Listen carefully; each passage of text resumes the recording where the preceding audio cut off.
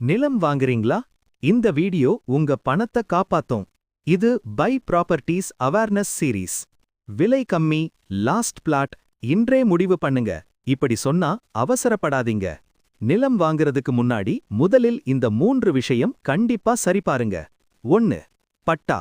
விற்பனையாளர் பெயர்லேயே பட்டா இருக்கணும். 2. ஈசி. கடன், கேஸ் எந்த பிரச்சனையும் இல்லாம இருக்கணும். 3. சிட்டா அடங்கல். நில வகை அரசு பதிவிலே கிளியரா இருக்கணும். பேப்பர் மட்டும் போதாது. நிலத்துக்கு நேரிலே போய் survey number, boundary, road access சரியா இருக்கான்னு உறுதி பண்ணுங்க.